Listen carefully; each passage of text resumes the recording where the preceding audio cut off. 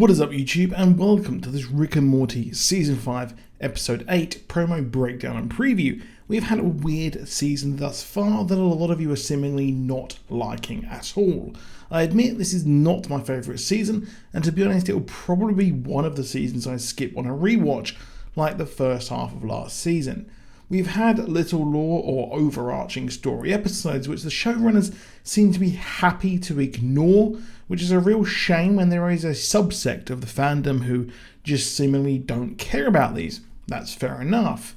It is an absolute shame that, we don't get these, as some of the most iconic episodes like Tales from the Citadel had huge overarching lore.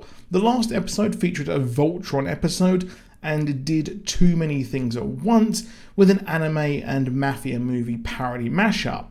This episode seems to be very, very down to earth and a spiritual sequel to two very different episodes, with one being an almost shark jump for the show and ammo for people who hate the show to make fun of us fans. The other was one of the most creative episodes in the show's history, the former being Pickle Rick and the latter Morty's Mindblowers. We have a reference to Pickle Rick as the families seem to absolutely leave for a holiday, and Rick says as soon as they leave, the potential for a Pickle Rick intensifies.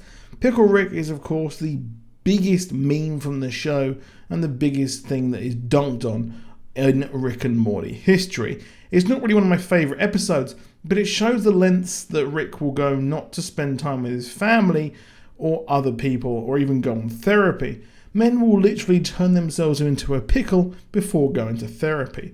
We also got references to Morty Mindblowers as well, but also the little crystal thing looks a lot like the alternate reality crystals from Season 5, Episode 1, where they were blades in another life. Now, the title of the episode is Ricketernal Friendshine of the Spotless Mort. Bit of a mouthful there. Of course, this is a reference to the classic movie Eternal Sunshine of the Spotless Mind.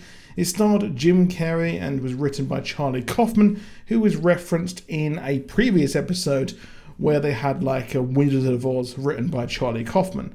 Now, Joel, Carrey's character, has an ex who erases the memory of him, and he goes about doing the same but with the memories of her. They do eventually meet again after a lot of stuff happens, but without the memory of each other. Now, why would Rick be injecting memories into his brain? He can literally do whatever he wants in the multiverse and space. Terrible things in Rick's past have clearly happened, as he is the one who is a very messed up dude. In Eternal Sunshine, the memory erasing goes very wrong, as Joel hides memories of his ex and his memories that don't involve her. We know that we saw Diane in Season 3, Episode 1, and even a few times since then, but we never know which is the true story. Now, my theory is that he erased certain parts of his memory from his brain because it was far too painful to remember each time, and occasionally uses it. Maybe this is the first time, or, he's done it a few times, similar to Morty's Mindblowers, and, he injects this memory into his brain of his late wife. I do admit it does look more like the reality's crystals, but this works better here with memories. What makes me think of Diane is in that Season 5 we had the opener when we meet Mr. Nimbus, one of the best episodes of this season and some of the strongest subplots I think we've ever seen. He is the oldest enemy of Rick and the only one who didn't go into his mind to mention his wife. Of course, the Federation were aware of it because they went into his mind. It's clearly a setup for a lore episode, I think, and in the clone episode we see the back of her head, and she's been teased more and more as this season has gone on. We could learn the truth of just what happened, why Rick left Beth for so long, only returning when Morty was a child. I really do hope that we get this as a lore episode, as it is far, far overdue in this season full of adventures of the week, or really, for a better term, absolute pure filler.